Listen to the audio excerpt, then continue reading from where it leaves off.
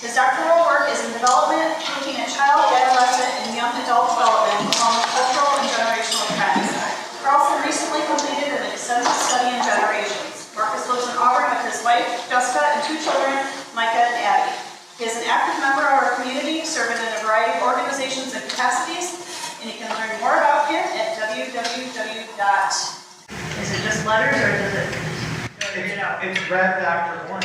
Red Dr. Orange. I've got a reputation to maintain. Yeah. Yeah. Color is your favorite color. Yeah. Please welcome me and welcome Dr. Marcus Carlson.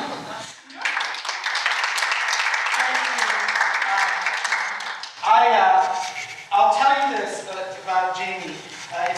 HR, especially manufacturing, production, factory work. When it comes to this generational stuff, Jamie is really thinking outside the box and thinking about what really it means to apply some of this in a workforce that is so diverse generationally. And so I encourage you, if that's kind of your world, to pick her brain. I'm going to, I didn't realize that I didn't turn this on. Okay.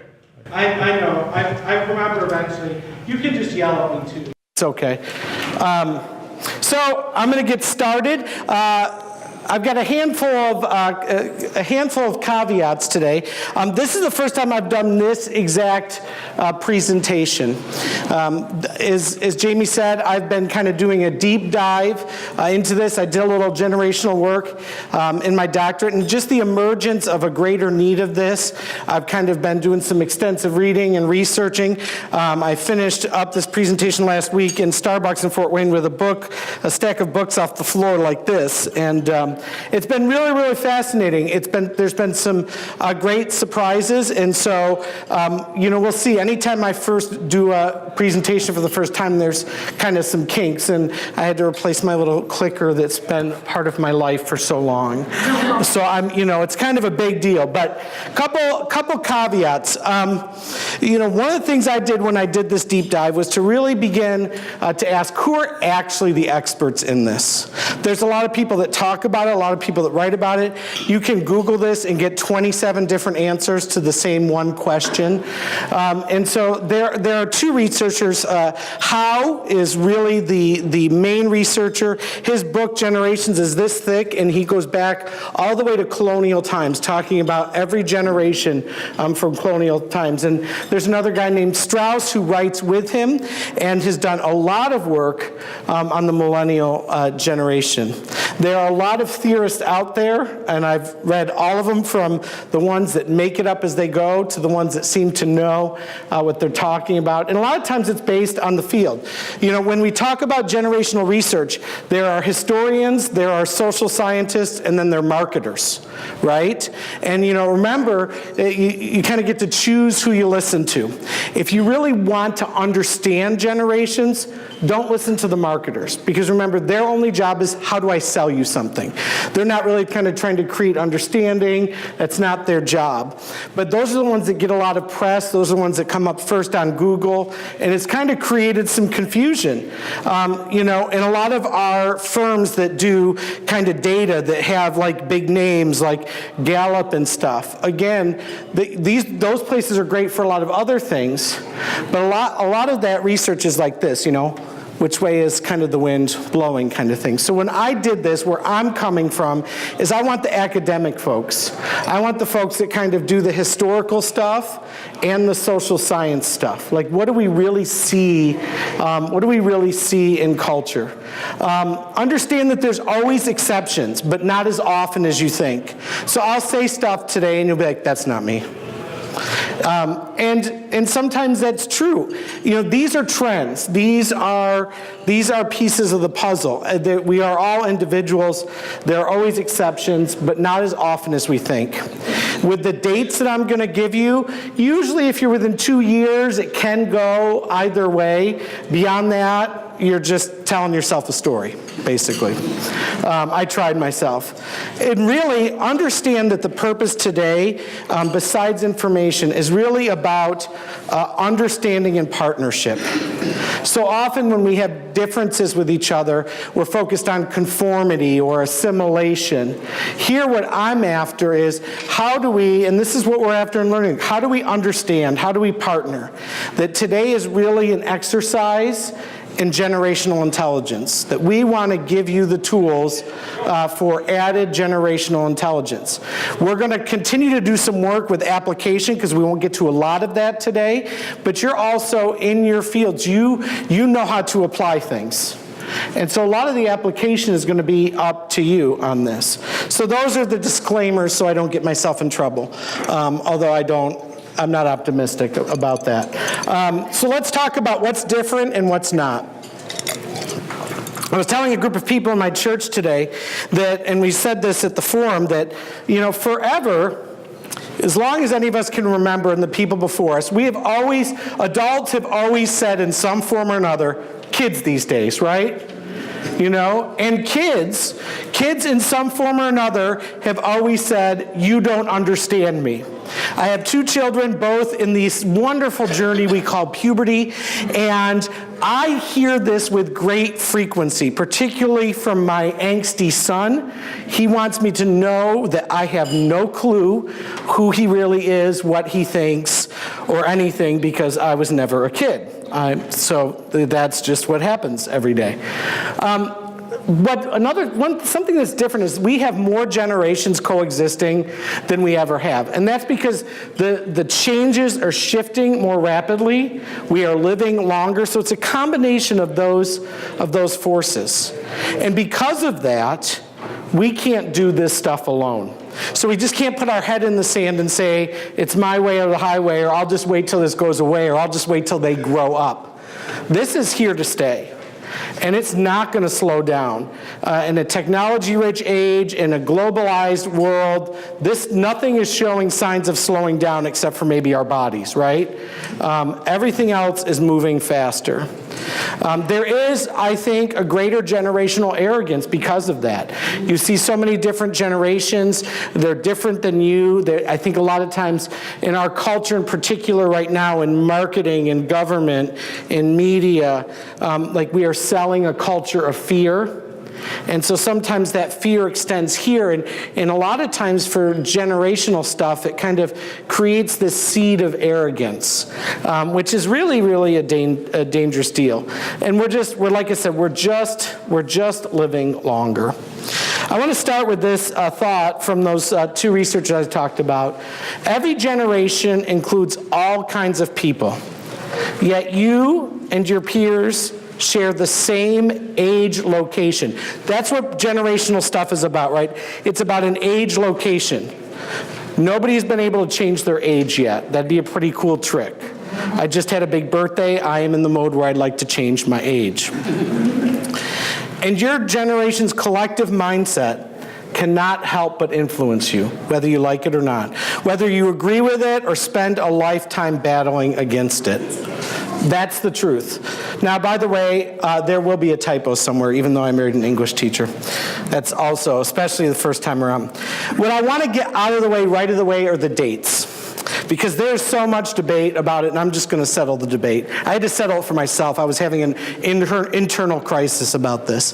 And there's one kind of disagreement amongst researchers that I'll get to, but let's kind of dive into this. So the GI generation right here, this is what Tom Brokaw calls the greatest generation. All right, these are birth years, okay? So most of these folks, there's not a lot, 92 and older, right? So not as much as even when I first started this research. The silent generation, this poor generation got like a really stinky name, right? And they kind of got stuck between the greatest generation, the generation that thinks they're the greatest generation. And so, but understand that this generation, kind of Great Depression era, right? Like they grow up in the Great Depression era. Then you've got the boomers. I usually make fun of the boomers the most. 1, because I'm a Gen Xer. 2, because mathematically people who come to this are usually boomers, and so I get people's attention better that way. So So in the research on them, the new research on them is fascinating and controversial. This used to be the largest generation. It is no longer the largest generation. Millennials are the largest generation by number, by proportion. This is kind of the generation that is kind of supposedly going towards retirement. They've been very focused on retirement, though they're not really retiring. And that's an interesting dynamic. That's not a criticism. That's an interesting dynamic.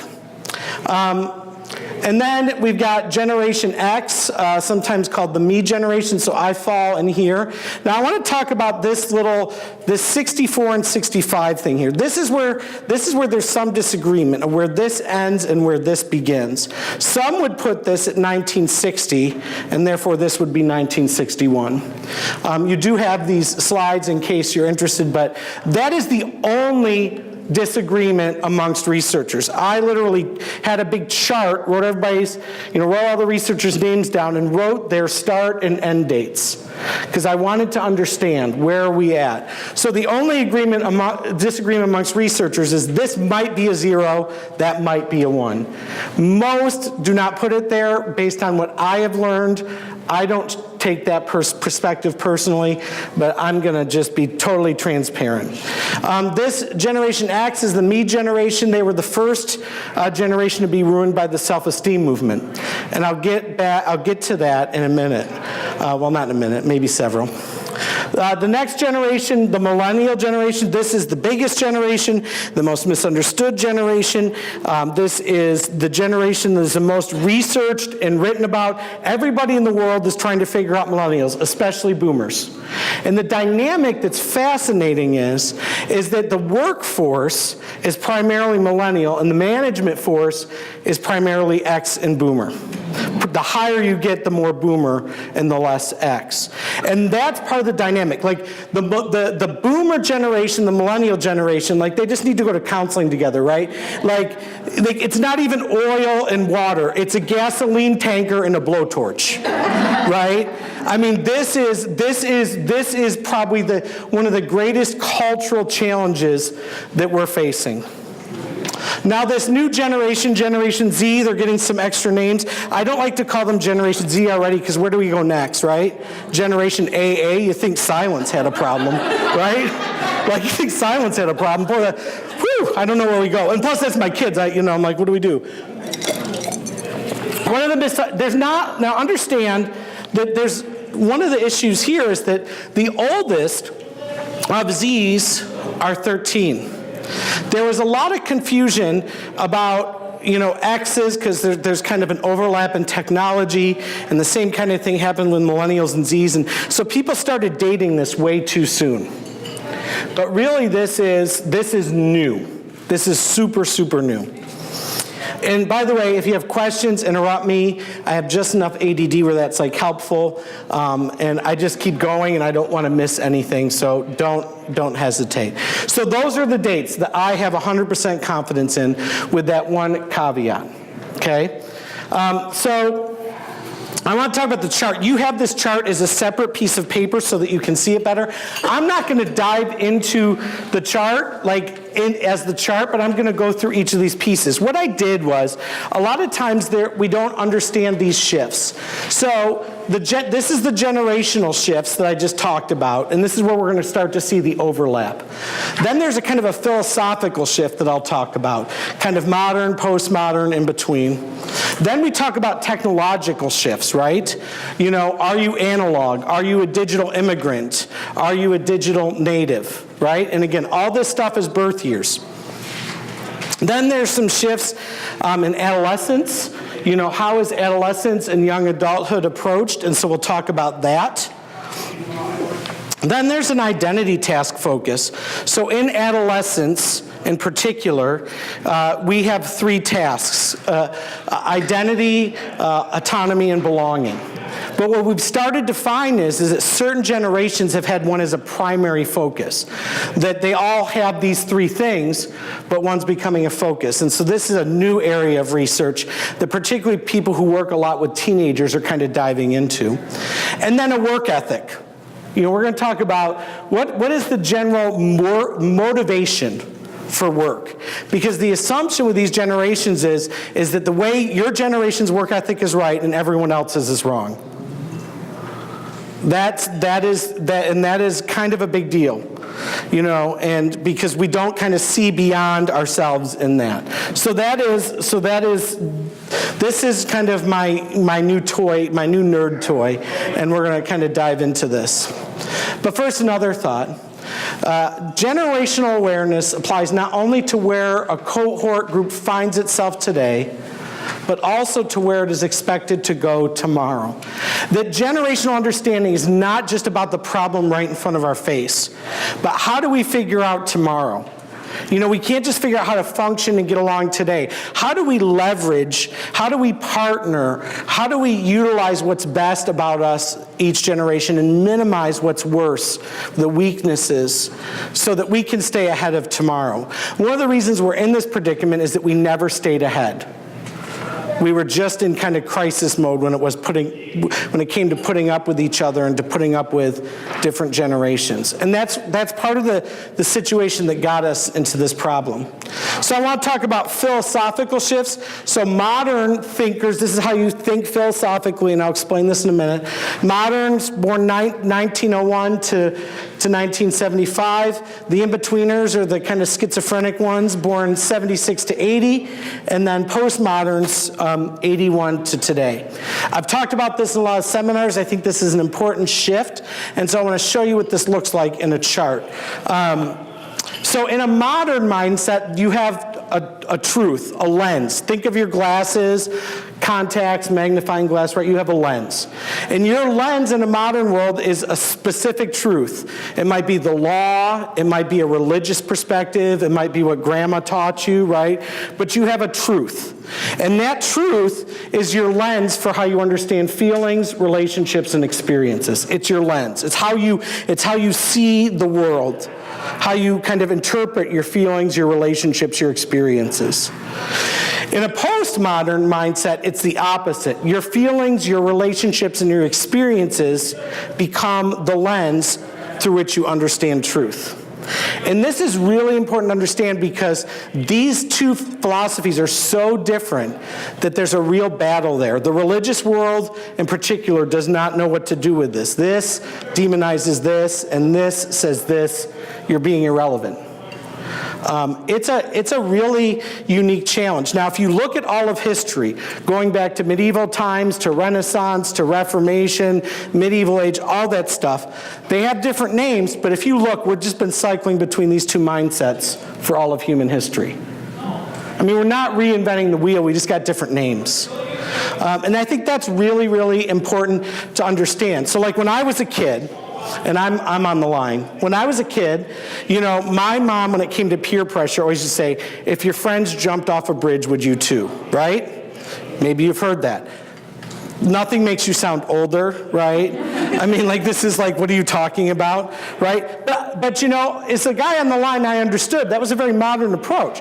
Now, if I walked up to a kid in high school and said, if your friends jumped off a bridge with you, it's not even that I would sound old, it wouldn't even compute. What bridge? Were they bungee jumping? Was there water? Was it on Facebook? Was somebody with them? Were they suicidal? Right? it doesn't even compute.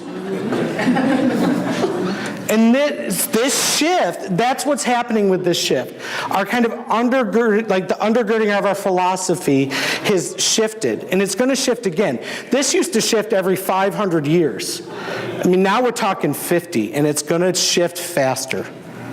It's going to shift faster. We're kind of a reactive culture. I didn't know if you knew that. We're kind of a reactive culture, and that's where a lot of this stuff comes from. So that's the philosophical. Again, each generation has its own unique story, of course, but when we strip away gradual secular trends, we see similar human dramas repeating again and again and again. That even though every generation is uniquely different, and every individual in every generation is uniquely different, at the end of the day, we're all still human beings. It turns out that human beings are all people. I know, this is rocket science, right? And so this is the tension. What's not changed? What is it about ourselves that is inherently the same, even though the world is changing around us? I have a friend who says the only person who likes change is a baby with a wet diaper. And my kids are young enough that I remember changing diapers, and they weren't even happy then. Right? So I'm not even sure he's right about that, right? Let's talk about technological shifts. Of course, analog, this is the no technology age, right? I had an interesting conversation today with this same group of folks in a Bible study. We were talking about this, and, they were talking about, how technology is ruining children, and I'm like, don't you remember when your parents were worried television was going to ruin you? And can you imagine, Martin Luther sitting around going, well, kids, back when there weren't printed books before the printing press, I had to go learn and think for myself, right? Again, we do this over and over and over again. These technologies, whether it's the printing press, the television, or the iPhone, they're just tools. Yes, there's some challenges. Yes, there's some strengths. But at the end of the day, they are not a culture. They're devices. Again, whether it's a printing press or there used to be this thing called a microfiche. I talked about this at IPFW in a class, and people looked at me like I was speaking like French, right? I don't know if you've ever seen the show The Middle, but Break the youngest kid, like when the library gets rid of the microfiche, gets it and brings it home and reads it, right? It's fantastic, absolutely fantastic. Digital immigrants. These are folks who know how to do the technology thing, but they immigrated to it, right? They weren't born into it. They kind of had to figure it out. You know who the biggest market for iPads is for people 55 to 75. That's the biggest market for iPads. Because, that group of people didn't ever want to do the computer, but they love being able to hold a screen that has a picture of their grandkid, or talk to their grandkid, or send emails to their grandkid, but this computer thing is so overwhelming, and that phone does too much, and so I can't handle that, right? And so these are, and I live in this. I was a digital immigrant. When I remember, I'm pretty technologically savvy, and I'm an unapologetic Apple guy, and I know enough stuff to be dangerous, right? But I remember when my son was 3 years old, limited experience with technology and seeing even me do something. I fell asleep on the couch and I woke up and my son had unlocked my phone, had figured some things out and was playing with them. He's a native. The next day he opened his mom's phone and changed the password and didn't realize he had done it. That was a bad day. It's a bad day. Mama likes her phone. So these are digital natives. They grew up in that. And the shift happens in that me generation, that Gen X, right? So you kind of got halvesies. So it almost feels like it's two generations, but it's not. There's been some stuff surfacing on social media saying they're two generations when they're absolutely not. So that's the technological shifts. So again, we're all individuals. Our story as Americans, as people, is filled with people with good and bad acts in every single generation. And we've got to remember that, right? We can group people for understanding so that we can start to translate and speak cross-cultural languages, right? This is what this is about. This is about speaking cross-culturally. I've had the privilege to travel the world a lot. And what's interesting is when I go to a place, I have to think about the culture, right? So I have a group of people going to Kenya in June to serve some schools, to serve some churches, to serve a population in the outskirts of Kenya of HIV moms. And one of their jobs is to prepare kind of an encouraging devotional thing. But what I've had to say to them, because they've not done this before, is don't prepare a devotional about your microwave, right? Don't tell a story about your microwave in your devotional, right? Duh, right? A lot of this is cross-cultural speaking. How do we understand? We don't go to somebody else's culture or somebody else's house. Sometimes we do as Americans. We've got a little bit of an edge there. But, we don't do that. We go and learn the customs, learn the language, right? And it's amazing. It's been amazing to me, in my experience, to see some of this. Talking about youth shifts, how we've approached teenagers, adolescents, young adults has shifted over time. In this period, it was very communal oriented. Our children, our youth, were raised by the community. I grew up in a town the size of Garrett. Like, I couldn't, like, so much as step into the grocery store, like, a mile from my house without my mom knowing everything, right? Some of you grew up with this, right? You know, like, you did something wrong, 2 miles away, and you went home, and, like, they were ready for you. I mean, that was no fun. The kind of this self-esteem shift. So there was this big focus on self-esteem, and I'm a huge critic of self-esteem as a victim of it, but I'm a huge critic of it as someone who kind of thinks about, how do we best care for our youth? There's a big difference between self-esteem and self-worth. Self-esteem says, I must feel good about myself at all times, and I must see myself as good at all times. It's where the everyone gets a trophy thing came from. By the way, just for the record, the everyone gets a trophy idea, that was the boomers' idea, just for the record. I did not know that until recently. And so now I am a little upset with the boomers for doing that to me. Okay? So I just want to say that, right? And so, like, this was, you have to always feel good about yourself, but that's not reality. Like, that doesn't deal with conflict. That doesn't deal with failure. But self-worth says that I am valuable no matter how I perform. Doesn't mean I'm good, doesn't mean I'm consequence-free, doesn't mean I get a trophy, but it means that I have value as a human being. Those are two very, very different things. This is not just a little word nuance. This shifts the entire way about how we talk about things and think about things. And then the app generation approach, I'm going to talk about this here. So people born 95 and after kind of fit this youth shift. It's not really a generation. It's kind of an approach to youth, right? An app is not just like that. There's an app for everything, right? There's an app for our weight, for our steps. My assistant, he showed me an app today that he put on his phone that tells him how, like, it tracks his route from work and tells him how much he was speeding. He's like, look, I got too much yellow today. I'm like, this is not news. You did not need an app for this. Right? I'm like, he's like, red is really bad, yellow is bad. I'm like, so, like, what is, like, really bad and bad? Is that, like, 5 over? Is that 2 over? Like, how does that work, right? I mean, just crazy. But this really stands for something uniquely interesting. People born 95 and after, this particular brand of youth and young adults, is really what I like to call the most resource yet lonely generation in the history of the world. That this stands for something that abandoned. So, like, they're not, like, intentionally or systematically abandoned, but the systems that are, what this means is the systems that are supposed to be about what's best for youth have become about something other than what's best for youth, right? So education. Education used to be like you learned information, you learned your skills so that you could find your place in society.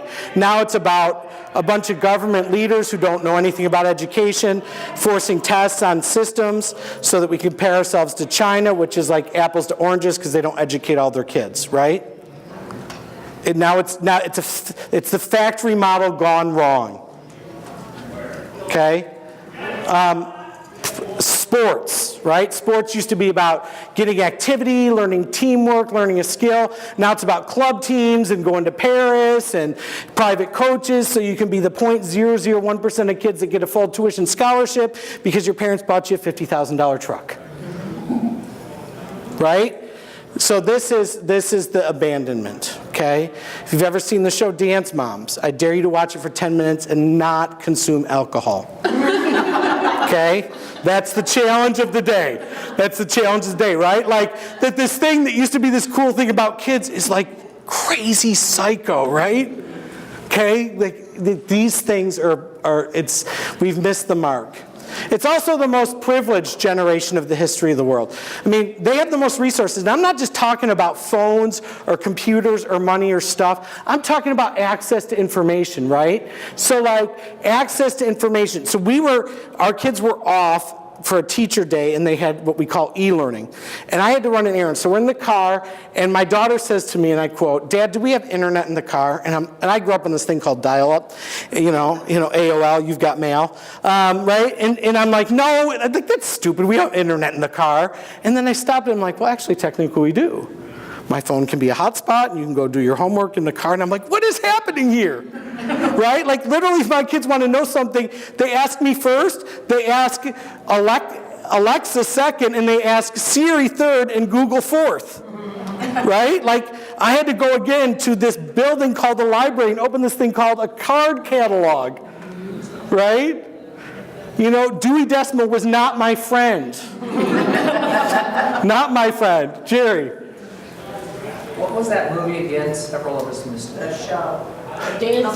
Oh, Dance Moms. Dance Moms. Seriously, like, whew!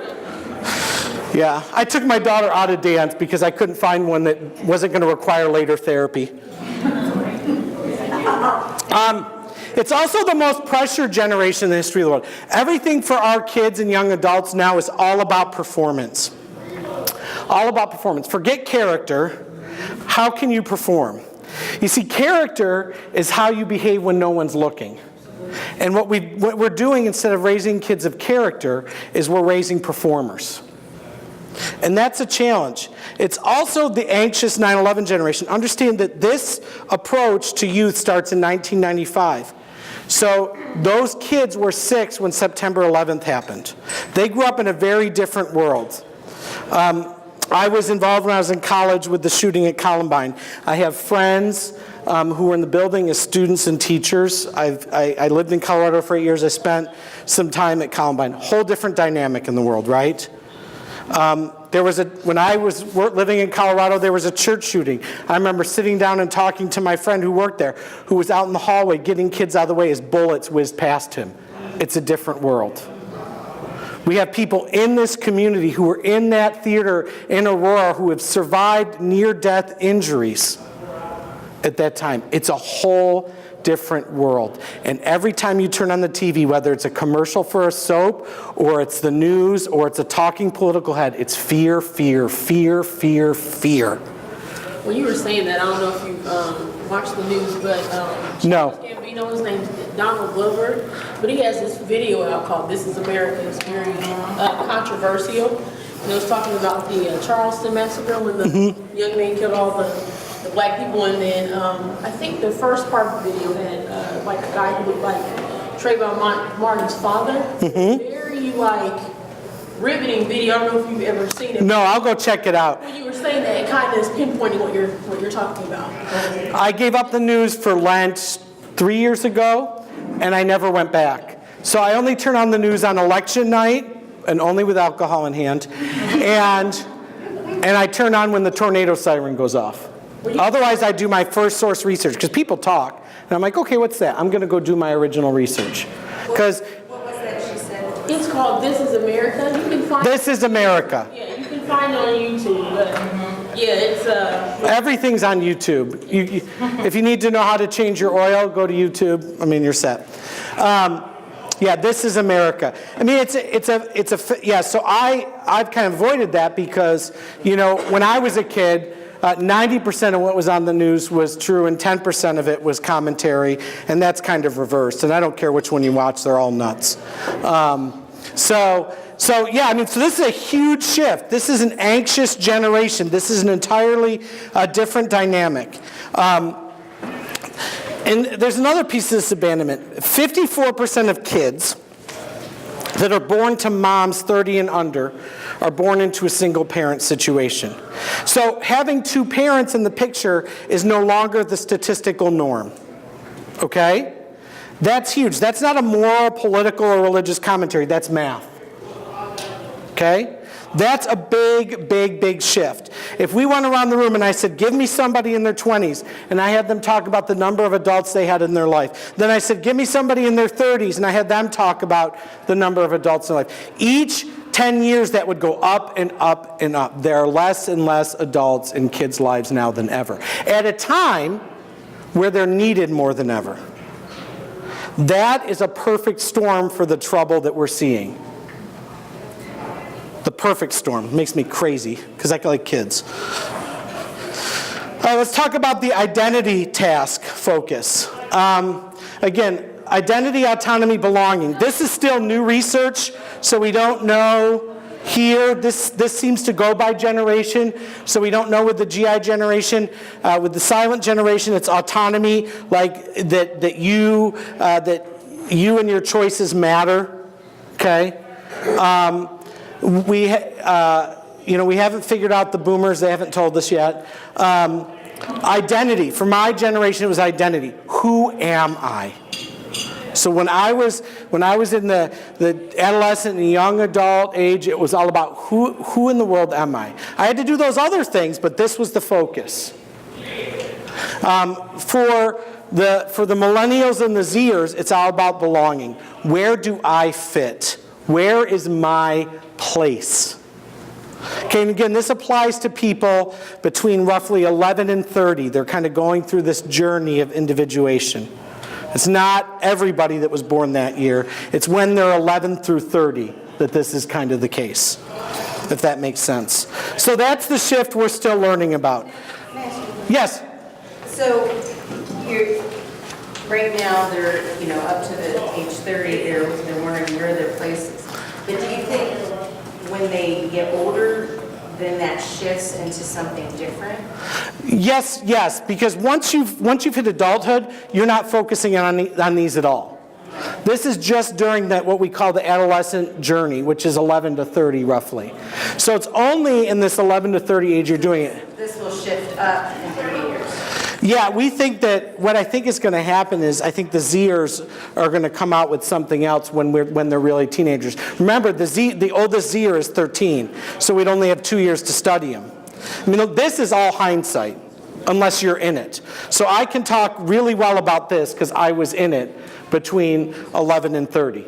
I was in that, right? 11 to 30-year-olds now, they're in this. You see this. Where do I fit? Where do I fit? Where do I fit? Where do I fit? Yes? Why are there questions then for the boomers and for the greatest generation? Because we don't really have enough research yet to know what was their main thing of the three. Again, they always do all three, but we don't know what their main one was. There's not enough data yet. This whole field and looking into this is about 3 to 5 years old. We've only been asking this question for about 3 to 5 years. And so it's new. And I wouldn't be surprised if, this is dead on. That won't change. But all this is still up for grabs. And again, they're old enough now that it's almost irrelevant. It's just interesting historically, if you're a nerd like me. So does that help a little bit? This is only when they're 11 through 30, where they are when 11 through 30. I said this earlier, I mean, it seems like a ridiculous statement, but I think we forget this, that like at the end of the day, if we're all different, yet we're all still human beings. We all still matter. And I think we forget that. We've been taught to believe somewhere in our country, of all countries, that if we have a different opinion or a different philosophy or a different idea or a different, letter next to our name, that somehow like one is good and one is evil. But that's a load of crap. And I think we've got a problem there. I know we've got a problem there. Let's talk about work ethic. This one's challenging because, again, if you want to see generational arrogance come out, talk about work ethic. And when I say work ethic, I'm talking about what motivates people to work. Okay, so if you want to know what motivates people to work based on their birth year, this is the stuff. Okay, this is also fairly new. So like this generation, and this goes pretty much by generation, this generation was about fulfilling duties. The greatest generation was a very duty-oriented generation, right? Like they grew up serving really young and in really big ways. So this was very much a duty. It's my duty. That's why I work, and work to the level I do, because it's my duty. The silent generation, they were so missed, they're like, I'm just punching the clock. I'm fulfilling my obligations because there's something more. We're going to dive into the silent generation. The biggest thing I learned in this most recent research is how much we need to really start listening to these people, and not just because they're older. The silent generation is right now the diamond in the midst of our mess. And so their work ethic was about, let me just punch the clock and do my duty because there are bigger things that matter. For them, work was not the most important thing, but they took it seriously. So is it, you mean the silent generation are the boomers? The silent generation, there's some characteristics about them that we're going to dive into that are really, for me, fascinating. The boomers. So this was the duties. I'm sorry, I misspoke. The duties, thank you for clarifying that. Yeah, the boomer was the punch the clock. The duties was there. I'm sorry, I forgot that we don't have GI generation here. So this is silent. This is the punch the clock, right? Boomers are all about schedule. Like, you don't show up late, right? These darn kids these days that show up late and take extra vacations and take 16 cigarette breaks or whatever else, right? Like, it's just like you get a boomer and that, boy, they'll just get going. I can't believe that you would show up to work looking like that, right? There is a system. You follow the system, right? You want to see a boomer go crazy, give them a millennial as an employee and say, hey, the most important thing for you guys to figure out is a work schedule, right? Like fireworks, right? Like, Jamie, is this not your world? This is your world. Like, she's a translator in this way. Like, because particularly her line of work, this is an even bigger deal. Right? Everything is based on this. And so, like, Jamie has to spend all her time translating and finding a way between these two generations that have an entirely different perspective on what constitutes hard work and how you do good hard work. I'm going to make fun of all of it. I'm telling you right now, this isn't right or wrong, this isn't right or wrong, this isn't right or wrong. This is what it is. And if you don't learn to work together, you're in trouble. If you are a boomer running an organization and you want millennials to act exactly like you, you have two choices. Two choices. Don't hire millennials and get ready to close in the next 5 to 10 years, or retire. This is reality. Like it or not, this is what it is. Right or wrong. I have millennials that work for me, and sometimes I have moments where I have to say, Marcus, go look at your slide. Right? Like, go look at your slide, Marcus, because what you're going to say is not helpful. Right? Project-oriented. My generation was very much project-oriented. Give me a task, I'm going to get it done. I am the taskmaster. I have a love relationship with the to-do list. Like, if I were to ever to like be in an affair, it would not be with the person, it would be with the to-do list. Okay? Like, my day is good when the boxes are checked. Right? That's my generation. Give me a list and watch me get it done. And get it done well and get it done fast. Now, for millennials, this is the work piece is all about effectiveness and meaning. Prove to me why this is valuable. Otherwise, no thanks. And there is a piece of this that is maddening, but there's a piece of this that is absolutely brilliant. Millennials hate to waste time. We think that my generation or the boomer generation is efficient. Yeah, in terms of producing stuff, but in terms of doing things of value, the millennial generation has something that we don't. They understand that what matters most is not your to-do list, the clock, right? Or even this idea of doing your duty. They understand that what matters is things that actually make a difference and have a meaning, that actually bring palpable change. And this is not just like a social justice thing. Like, millennials can find meaning in a factory line. But if you have millennials working in any environment, instead of giving them a list, a schedule, or do this because I said so, who in the world has ever done that? Especially if you're male. Right? Like, come on. Right? Like, you've got to show them why this is of value. And by the way, this is great for organizations because organizations are notorious for doing things just because. Millennials are forcing churches, nonprofits, and businesses to reevaluate why they're doing what they're doing. They can save your business. They can save your organization. But when you're in the midst of dealing with them, that's the last thing you think. Go for it. I know you got so much on this. Did you purposely change how you spoke with the different generations? It's like when you're talking about like my generation's project oriented, you're very direct. You're like, this is A, this is B, this is C, kind of. And then when you got to the effectiveness meeting, you like softened your tone and kind of. Did you do that on purpose? Absolutely. Okay. Good observation. Yeah, I'm a pretty intentional guy. Let me tell you why I did that. I push on boomers because it's fun. No, I push on boomers because there's a piece of this where, like, I think the boomers are so comfortable and confident in themselves that they've got to be challenged a little bit, but boomers respond really well to challenge as well. Like, it's an ironic thing. Like, I push the envelope with them, but I get away with it because they respond well to that challenge. They're that in-your-faceness. Like, my generation is very matter-of-fact. And it's easy for me to speak matter-of-fact about my generation because I'm talking to myself. Like, I think it's really easy to make fun of myself and the person who drives me nuts, right? Like, and so that's why I speak. I speak softly here because we're beating the crap out of millennials. And it's exactly the opposite way going. I'm not talking about, let's be soft and warm and fuzzy. Don't go there.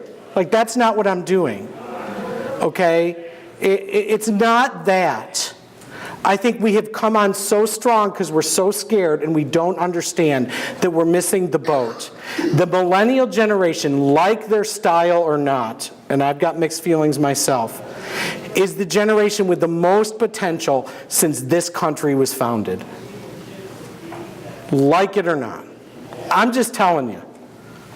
I'm not a millennial. This is no self-promotion. But our approach to them does need to soften because we're way too far the other way. We're way too far the other way. And when you have a generation that is driven by things that are of value, that's how you talk to them, right? Like, if I honestly want to get my kid to do something, like, I've got to talk to him in a way that he can understand. Okay? You know, I work in the church world. I can speak biblical Greek. How effective would me to get up here to speak biblical Greek to you, right? Okay? Like, that's dumb. So part of it is, yeah, it is that. We are, you know, in our fear of worrying about being too soft, we swung the other way. And our fear of this generation being so different than us, especially for boomers, we've come on way too hard because that's what we do because we're boomers. Right? Like, and I have two millennials that work for me. One that gets it really easily and we got it figured out, and another one that, like, we're still working it, right? We're still working it a little bit. And there are times where, like, can't you just get this thing done? But I've got to go at it different. Like, all right, this is why this matters. And I've had this person literally look at me and go, I'm not doing that. That is stupid and a waste of time and it doesn't matter. And everything in me wants to go, you'll do what I say you're going to do. Right? Like, everything in me, right? But instead, I have an opportunity to prove to myself, perhaps, why what I'm saying matters, and to value and prove to them that matters. And when I do, the work that they're going to give me is so much better than I could ever get if I tried to force them to do it. Right? Like, I mean, this is people 101, guys. This is people 101. So yes, good observation. I did it on purpose. It's all about effectiveness and meaning. And again, this is where understanding is huge. Soft skills, hard skills. I knew you couldn't get through this slide. Go for it. Well, okay. In the business world, you know, when I first entered a big corporation, you were expected to wear a coat and tie. And when you went out to the filthy plant, you took off your coat, put a lab coat on, but maintain the tie. Okay? And that's kind of the boomer generation. And the next generation come along and say, you know, we're project oriented, the tie gets in the way, it's a safety problem, so the tie comes off, we're going to go business casual. Today is, who cares what we wear? Nobody sees us, you know, right? Unless you're doing a face-to-face meeting on your computer. these are transitions that I have seen in the business for a long time. And it's a subtle thing, but it's cultural. Yeah. Underlying. Okay? Now, let me ask you this question. Give me that transition that you see in the ministry or in Oh, communicating, perfect, because I was going to talk about that. communicating from, you know, a boomer, which grew up with a family church or whatever, and the organization community. I mean, when I tell people at our church, oh, by the way, Wednesdays, we all left it, went to church and were educated at church for a couple hours. And they go, what? Oh yeah, we didn't take buses, we just walked down the streets by ourselves and no parents. And they're thinking we're nuts, right? But it happened. Yeah, and I mean, I think that's a part of natural progression. So if you want to see generational dysfunction, it's fine. Spend some time in a church. Because in churches, what happens is that every generation is competing to have their personal preferences met, right?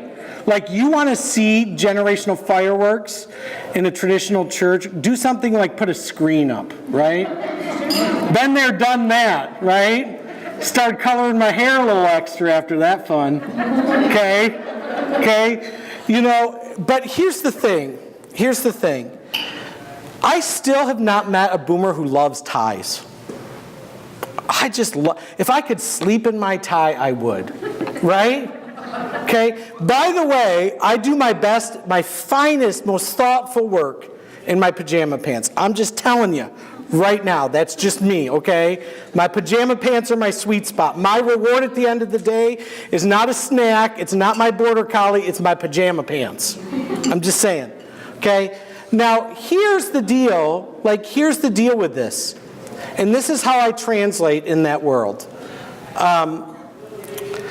I can look at somebody and say this, I know you don't like this, I know this makes you uncomfortable. How do we make it work for you? But I can look at anybody in my church, whether they're 70, 80, 60, or 50, and ask them this one simple question. And for the church, everything hangs on this. Do you want the church to still be here for your grandkids and your great-grandkids? And if the answer is yes, then that informs our decisions. If your answer is no, let's sit down, get comfortable, and get ready to close in 10 years. I've yet to meet a single human being in the church who says, yeah, you know what, I can't set aside my preferences so the church is here for my great-grandkids. They'll have to get over it. Mature people set aside their personal preferences for less mature people. Mature Christians, mature disciples set aside their personal preferences for less mature disciples. And what's amazing about the church is, I can walk into a church and they can say, we really want to reach young people. We don't have anybody under 30 in our church. It says every church in America. What do we need to do? Then you start telling them what they need to do. And boy, you just done something. But I'll tell you this. We have a man in our church. He's a silent generation man. He's brilliant. He's so opinionated. If we did church his way, we would be so ready for 1870. So ready, spot on. And this man has expressed more opinions than I can count on everything from the level of lighting to whether or not somebody's wearing socks. Okay? All right? This guy loves Jesus. This guy wants the church to exist. And he will grumble through a lot of it and he will express himself. But he sits on my church board, and when we make a decision about doing something like a screen or something else, he will tell you what he feels personally, and then he will make the motion. Because he understands that it's not about him.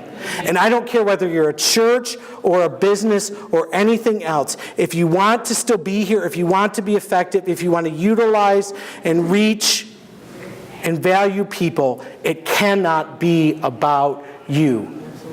This is People 101. This is Jesus 101. This is not rocket science. There's your answer. I don't have an opinion about that. I mean, it's tricky, right? you've got to speak people's love language, but a church inherently also has to challenge people. And that is a tightrope. It is a tightrope fraught with all sorts of things that, like are unpleasant. And it would be much easier for me to just status quo this deal. But my kids would have no church. And so I'll take the shots. Every day. Over and over again. It's not about us. Never has been. All right. Again, every generation has its own strengths, weaknesses, its own opportunities for triumph and tragedy. So let's dive into these generations, okay? We're going to talk about characteristics, assets, liabilities. GI generation.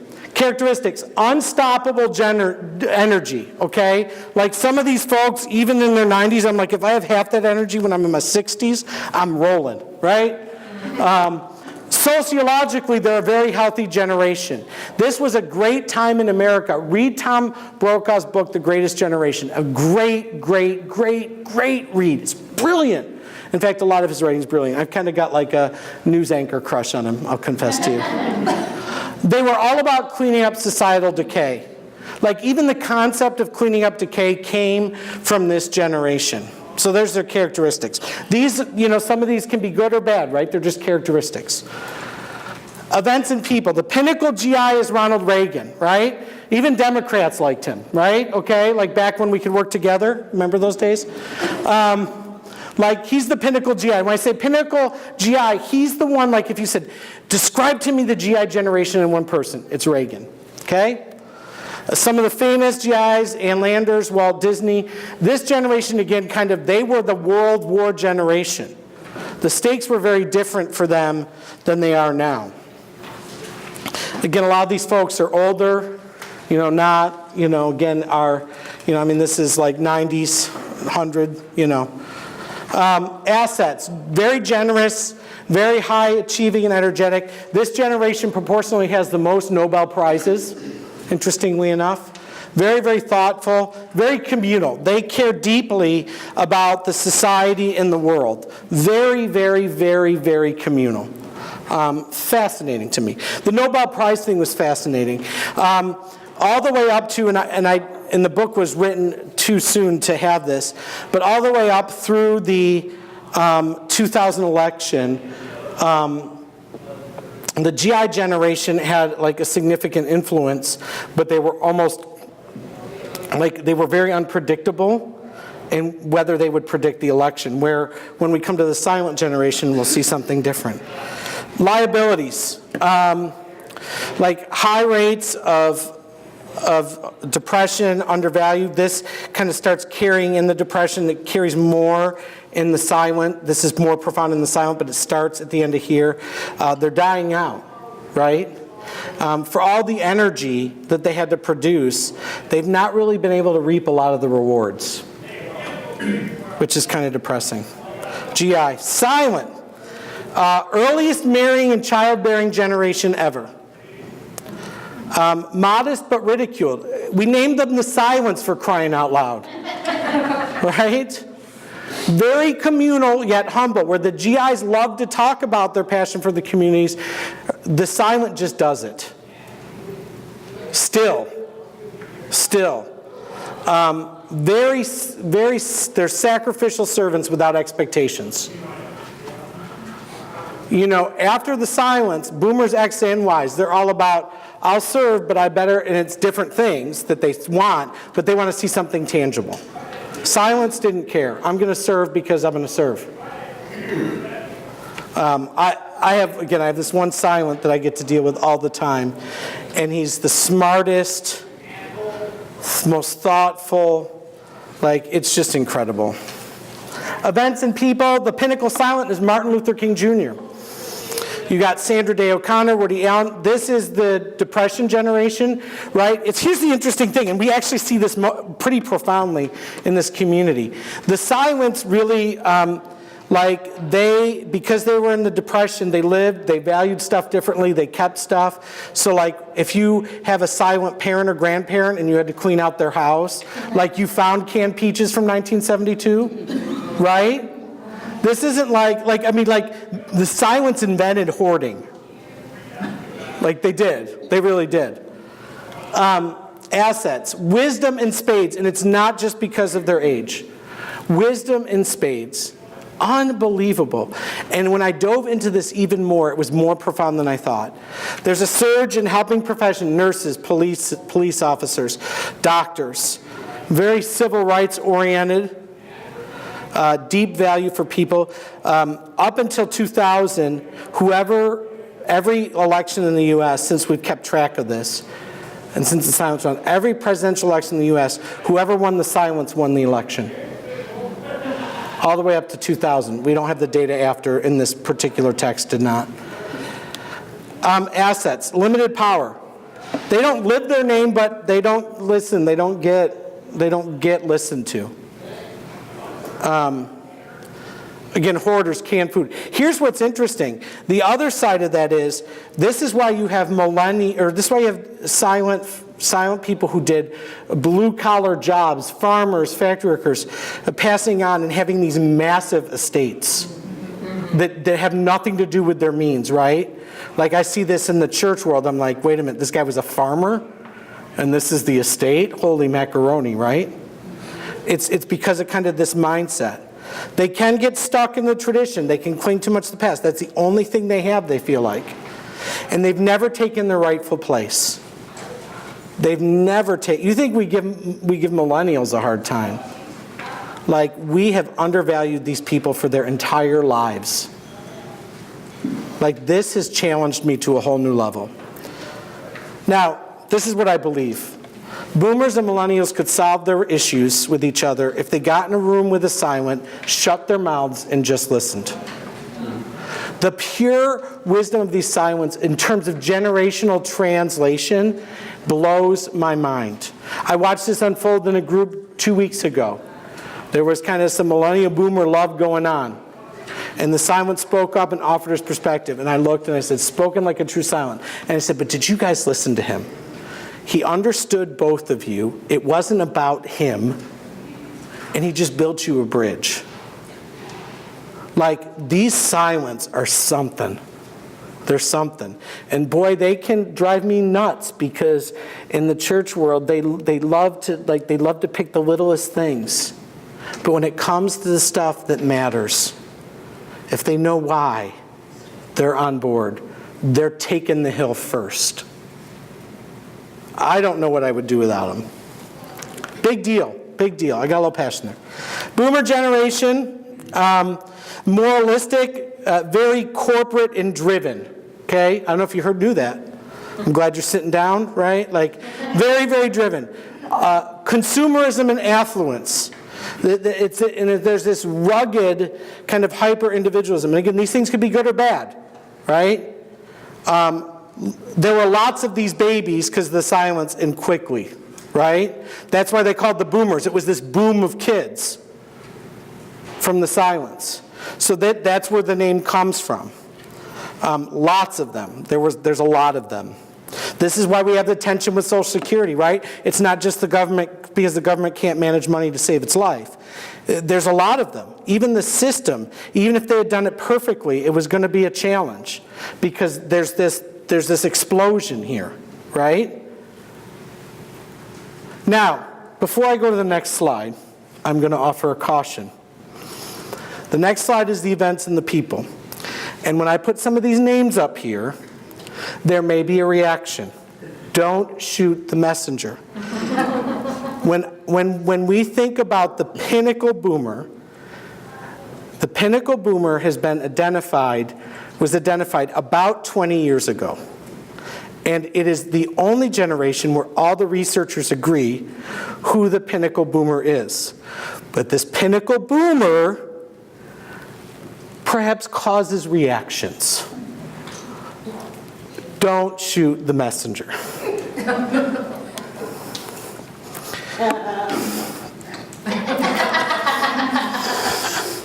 I'll take a drink. So the pinnacle boomer is Donald Trump. Famous boomers, Oprah Winfrey, Steve Jobs. Think of these people, right? Produce, produce, produce, be known, drive, drive, drive. I don't care what you think politically or otherwise. Like, this is just data, right? There's 3 different, maybe even 4 different political philosophies with those 3 names. But like this is that generation, okay? And it's really fascinating because these all elicit responses, right? I mean, Steve Jobs changed my life. Okay, you know? So, but Oprah's never given me a car. I don't know. Event, Vietnam War. And we don't talk a lot about the Vietnam War, but the way in which that shaped boomers and their reaction to that is really interesting. We'll get to that. Assets. Retirement focus. They think about that. Now, what's happening is they're not retiring. Why are they not retiring? We'll get to that. They are eternal champions of liberty. I think without the boomers, like them or not, liberty would have been in a lot more trouble than it already is. They have been the champions of liberty. They're creative, they're self-motivated, they challenge social norms. You know, it's the Jerrys. Wait a minute, right? Wait a minute. Like, and that's good. Like, because without challenge, we get groupthink. See, so even I can say nice things about boomers, right? Every generation has assets and weaknesses. Let's talk about some liabilities. Buy now, pay later. This is the debt generation. Now, this is what's fascinating. Some of this was born in instant gratification. Some of this was born in a large generation not knowing what to do with the prosperity that came kind of post-GI and silent and depression. But this is the buy now, pay later debt generation, okay? There's some really interesting new research out on this that I'll talk about in the next slide. Political climate, the root of because they're so strong with liberty and so strong with kind of opinions and driven, this is where we start to see the political division kind of move in, all right? And this is based on some new, really interesting research that most people won't read because the title of the book is offensive, and that's too bad because it's really good, and I'll get to that. They really have always thought of themselves as special. And again, that's not an insult, like that's just the reality. And here's the good in that. The bad in that is that can be a little divisive. The good in that is they wanted their kids to feel special. Now, again, that got taken a little too far, and that was in good intention. That was never malicious, right? Like they had seen the generation before them have no value for themselves, and they knew that was not the way to live. So while this can be a little bit of an asset, we would have been in trouble if we stayed. We'd be in even bigger trouble, I think, if we'd stayed in that silent thing, right? They kind of stopped and said, wait a minute. Again, wanted the kids to feel special. Talking about kind of these liabilities. So it's maximizing power, right? The boomers, what's interesting about them is they've waited so long to kind of be in places of influence. They want to take their rightful place, right? And they're the last generation that kind of cares about that thing. My turn. Rightful place kind of thing. And sometimes that can cause them not to see. And again, this is just from the research. I don't like all of this, but it's interesting. When we come to Vietnam, what they saw was that boomers were for the war, but avoided service. That's not everybody. Lots of boomers have served their country faithfully. But the kind of the emergence of avoiding service came around Vietnam. Right? We all know that. And that was the boomer era. Now, whether Vietnam caused that or the boomers caused that or the boomers' parents caused that, we don't know. But that's kind of a liability. There's a perfectionism and workaholic. The boomers have worked so hard for retirement, but they haven't figured out how to retire because they're workaholics. This is my parents. And I say that's a liability because they deserve better. I sat with a boomer today for her retirement lunch, and she cried through the whole lunch. I regret doing this. I regret doing this. You want to see a marriage challenged? Watch a man retire and be home with his wife. There's a not know what to do with this.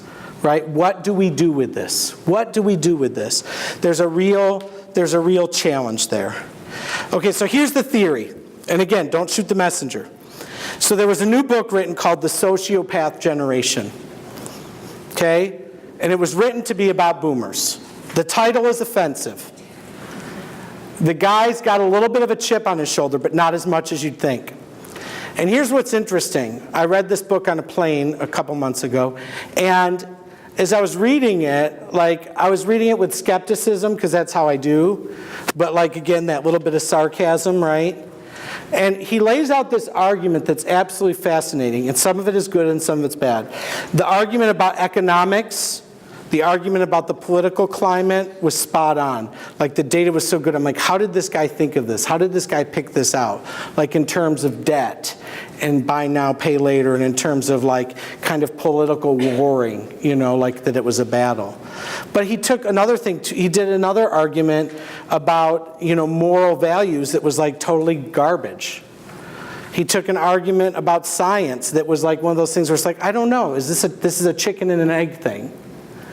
But what I appreciate about what he did was he was willing to push the envelope. My concern is that title's going to get people's attention, but it may not get them to read the book. But if we read the book, I think that some of those challenges like debt generation and political division, I actually think that the solution isn't with the millennials or Gen X, but it's with the boomers. And so that's why I'm willing to bring this up. That if a culture who's kind of lived in and embraced some of that stuff could help lead the change, then that will give the X and Y generations the strength to do something about it. Because Y generation, millennial generation, they're not standing for any of it. They are speaking up, they are making their voices heard, they're putting their feet down and hard. But nothing has come of it yet. And we don't exactly know why. I have some ideas. We don't exactly know why. And X is going, hey guys, we got to figure this out. But if you want to solve those problems of political division and buy now, pay later, it's going to take all three of those generations figuring that out. So I'm glad that he wrote the book, because somebody's got to raise the flag. Because there's nobody in this room that really thinks that our political climate is healthy. There's nobody in this room that really thinks our economic climate is healthy. Right? And so I think it's an interesting argument. Again, don't shoot the messenger. But there was and I think all of these things emerged in terms of instant gratification. That the silent generation went without for so long that the next generation was naturally going to be desperate for gratification.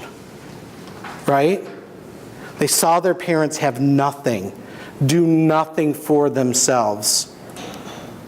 And so, of course, that generation was going to want gratification for themselves, for their children, for their grandchildren. So while that may be a controversial statement, when it may be a negative thing, while it may be a liability, it is the most understandable liability in the world. And this kind of brings the point. When we talk about liabilities and assets, it's not about saying good and not good. It's about understanding. Where did that come from and why, and where do we go from here? So for all the hard language about the boomers, they got stuck in a really tough place. And if they're given permission, and if the silence can get those darn millennials and boomers to get along, I think we can fix it. Without question.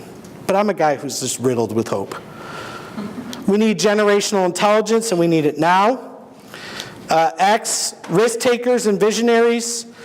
First to be ruined by the self-esteem movement, talked about that. Very insecure and subject to conspiracies. Gen X invented conspiracy theories. Okay? Right? And then the internet came and it went real bad from there. They're in survival instinct. That's kind of how they kind of operate. Events and people. Michael Jordan is the pinnacle Xer. You've got Whitney Houston, Tom Cruise. Jeremiah Otis is an Xer. I just thought you'd like to know. This is the divorce generation. They didn't necessarily fight through or anything else, but this is where divorce really became a really big deal, and we went from 20% to 50%. So they've got some issues. They've got some baggage. Assets, balance work with the rest of family. This is huge. Gen Xers are all about life balance, and family is more important than work, period. Big deal, big deal. They're pragmatic and direct. I don't know if I've come across that way, but perhaps. They're savvy. They want to really utilize, they want to maximize, right? They want to maximize the most of situations and opportunities. They're misunderstood and invisible because they're isolationists. So it's kind of like you feel bad for them, but they cause it a little bit, right? Gen X tend to be isolationists. They think they're cynical, but they think they're realists. This is a conversation that I have in marriage all the time. Jessica, you're being cynical. No, I'm being a realist, okay, right? And that's the end of the conversation. And even me, she's like, you're such a cynic. I'm like, I'm just trying to talk about reality here. And that's the end of the conversation, right? Like, here's the distinction, right? Like, it's the old glass of water, right? The optimist, it's half full. The cynic, it's half empty. The realist, it's a glass, it's got water in it, right? The hope-filled person, it recognizes the glass is actually refillable. Most people don't talk about that. They lack ego strength. They are very reactive. They're very reactive. They struggle with the self-esteem, self-worth thing that I already talked about. Millennials, next great generation after the GI generation. They're deep and relational. They have an open mind to all things except for institutions. They hate institutions with a fervor like no other.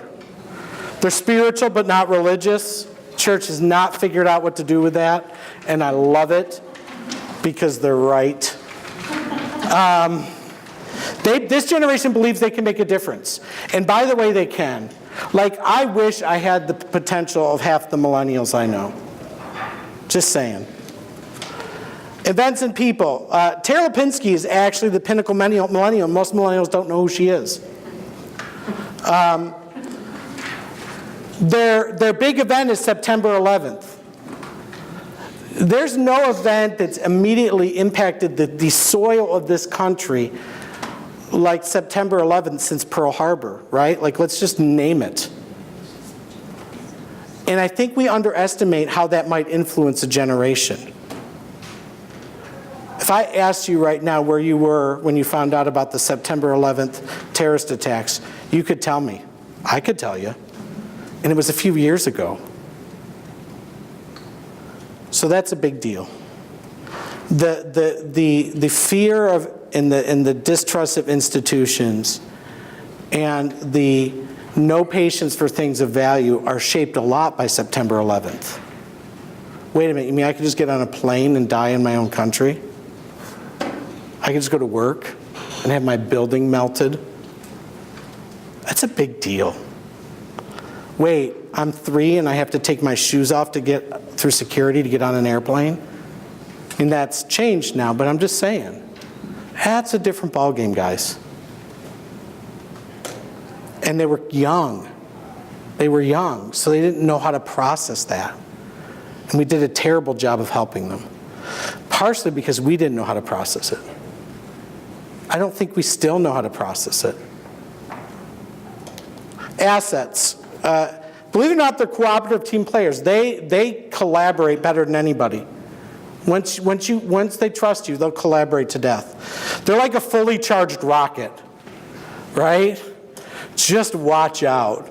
They're going to turn the whole thing upside down and it's going to be a good time. Right? Who doesn't like a rocket? As long as you're not on it. Right? I mean, it's a good time. Super creative. Like, millennials are redefining creativity. They're very cause-driven, this intense potential. Let's talk about liabilities. They're entitled. And it's my fault. It's the younger boomers and the older Xers' faults. They're very entitled. They're quick to complain. I mean, there's an inherent whininess that for other generations can be a little maddening. There's not a lot of millennial opinions that are unexpressed. Some of you in this room resemble this remark really, really well, and you know who you are. Like, institutional distrust. Like, there is valid reason for institutional distrust, absolutely, but to start from that place always and to almost never want to go anywhere else is a liability. They're impatient with people and systems and organizations that don't get it. I don't have time for your nonsense, right? You're nodding. You know exactly what I'm talking about. Like, if you're not going to even try to get it, see you later. I'm out. I don't have time for this crap. And we're like, what's your problem? I mean, we see that as laziness. And there's some truth to that, but not as much as you think. Overconfident and, again, impatient. I mean, the impatience, like, millennials have taken impatience to a whole new level. And the challenge is, how do we leverage that for good instead of leverage that for, like, something that makes us want to commit ourselves, right? Generation Z, also cause-driven. They love symbols. They're technology-rich. You know, it's kind of this, and I don't even understand exactly what this FOMO thing is, but it's like, it's all about experiences. It's too soon to tell. Who are their events, their people? It's too soon to tell. We know some about their assets. Again, mission and cause-driven. They're open. They're creative. I think they have a super bright future. I think they're fun. They may be less cynical than millennials. I don't know. We'll see. New data. How many of you saw this study? This is the lonely generation, right? How many of you saw that come out like in the last week? 42 people emailed me that article. I felt like I had something to work through, right? You know, like this is an incredibly lonely generation. And the first reaction is, well, that's because of technology. It's not that simple. We've had a tremendous breakdown of community in this country and across the world that has nothing to do with technology. If you want to know what broke down community more than technology, it's called the garage door opener. Some of you might actually remember when you couldn't go into your house without being seen by somebody in the neighborhood who was sitting on their porch or going into their house. You can enter and exit your house over and over again without having any human contact whatsoever. That's normal, right? That's not always the way it was. False community. Again, there is an issue here. They can't find community, so they find their identity online. They're anxious and depressed. So that's the generations. A little bit, where do we go from here? We've got to focus on applying in tools. Again, we can't get to all this today, but we're going to keep this conversation going in a lot of ways in the community. We have to use the wisdom to apply this to your setting. What does this mean as a pastor? What does this mean as an HR manager? What does this mean as a teacher? What does this mean as a librarian? You're smart enough, all of you are smart enough to do this. You know, the 90% of our problem with generations is understanding. It's a translation issue. We're speaking a different language. And we never had that problem because usually most generations could speak enough of the other's language to figure it out. It is impossible. I used to say that going from the GI generation to millennials is like going from the Flintstones to the Jetsons, but nobody got the analogy. The last time I said that in a class in IPFW for my wife, they all stared at me and then asked who Princess Diana was, and I was like, all right, well, somebody's got to update their slides, right? We got to collaborate with other people in your field. You're not going to solve this by yourself. It's too complex. It's too much translation. You know, we want to help create those spaces for those conversations. Look to adjust to other generations and not force them to be like you. This is the attitude we take in our culture, right? Like sometimes generations, here, come join me, let me fix you, and let me make you like me. Who would voluntarily sign up for that? Regardless of what generation you're in, right? Like, let me fix you is not an image that people enjoy. Right? Maybe even more so than one gender than the other, right? Like, it's not an image that, like, brings up in us good thoughts. Like, it's got to be, like, I like to say it's about adoption instead of assimilation, right? How do we bring somebody in as they are and welcome them into our tribe instead of saying, come be like me? The church is notorious for this, right? Notorious. Come show up and act exactly like me. Ugh, makes me crazy. There's a sheet in there about the workforce that's an extra reference that you can kind of see how some of this playing out. Like thinking about how are you doing this? Like if somebody were to come to me and complain and say, darn kids these days have no soft skills. You want to know what the first thing that's got in my mouth it's going to be? What have you done about that? See, we assume that it's the school's job or the parent's job. But here's the truth. None of us that have good soft skills learn them just in a high school class or just from our parents. We learn them from all sorts of people in the community that came alongside of us in a caring way and said, walk with me as I show you how to do this. So don't you dare ever complain to me about kids these days without soft skills or hard skills if you're not doing anything about it. Because that's a conversation ender with me, and chances are I'm going to say something offensive to you. I just don't, this is being an Xer, I just don't have a lot of patience for complaining about something that we're not doing something about. Like to be able to, it's like how many times have you said or thought, if you don't vote, you don't have the right to complain? We don't apply that to anything else, but we kind of should. Just saying. Tell you about the 4 turnings. The Strauss and Howe guy, they figured out between generations that there's a 4-part cycle. And it doesn't always go in the same order. So if we looked at every generation going all the way back to like colonial America, and they did. This is crazy stuff. I mean, I've read about every generation from colonial America, and I was like, I'm not going to remember any of this except for the boomers and the millennials. Right? But what they figured out is that we're in a cycle, and it doesn't always go in this order. But in every 4 years, there's one of each of these. Every 4 generation shifts, right? So every 4 generation shifts, there's one of each of these. One that are kind of the idealists, the awakeners. Ones that are inner-driven. Ones that are crisis-oriented. Let's solve the crisis. Ones that are outer-driven. Like, let's figure this out. It's not about me. So forever, it kind of goes back to the modern and the postmodern side, right? Like, we have kind of been going in a cycle. Now again, these don't go in order, but every 4 generations, we see each of the 4 of these playing out. It's fascinating. They wrote like a whole book on this thing. I'm like, again, that's the kind of thing that gets me excited. I got problems. Like that's the kind of thing that gets me excited because I like trends. Because again, what a cycle tells us is this.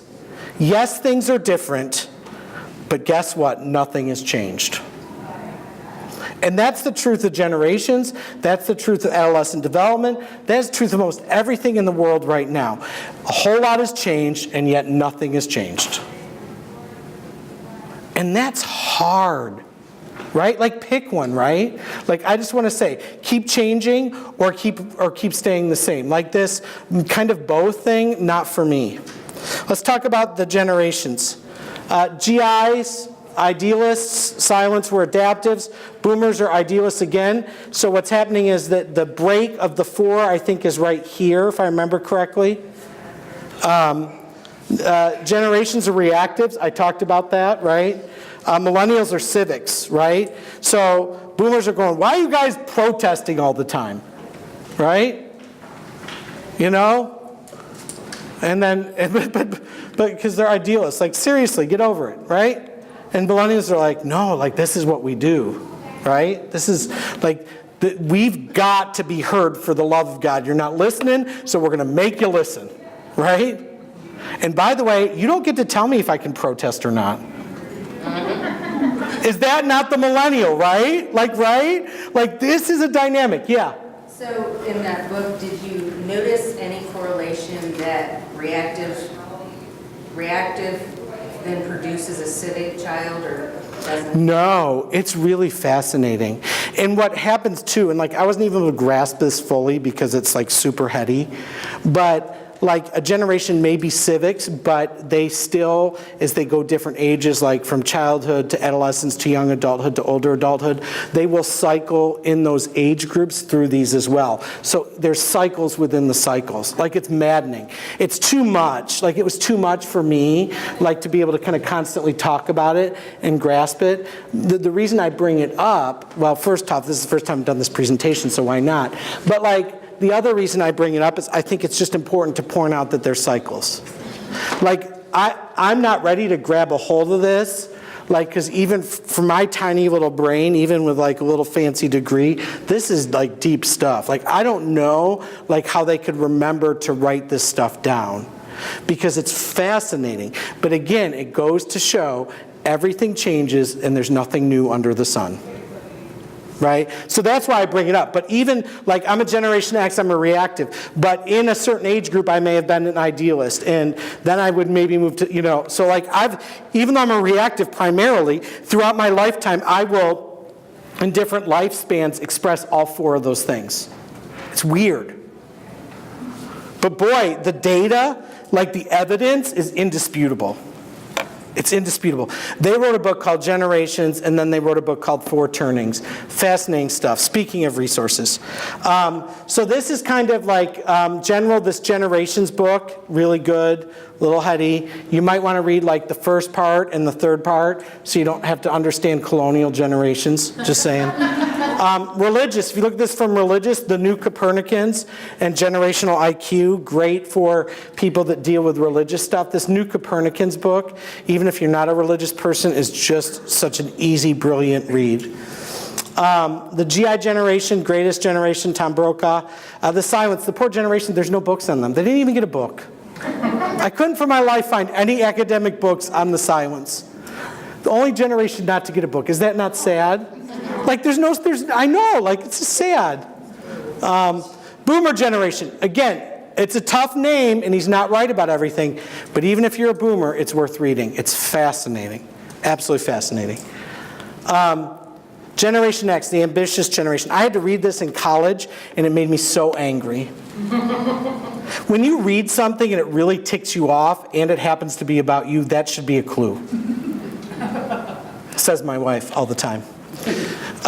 Millennials Rising is the pinnacle book. I don't know, that was like a typo. Millennials Rising, this is the pinnacle book.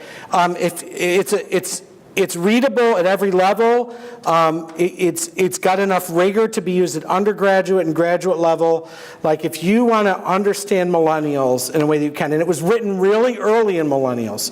It was not written later like a lot of this stuff that's more anecdotal and is either really flowy and happy or really like, down with the millennials, right? Like, this one was just really very kind of balanced.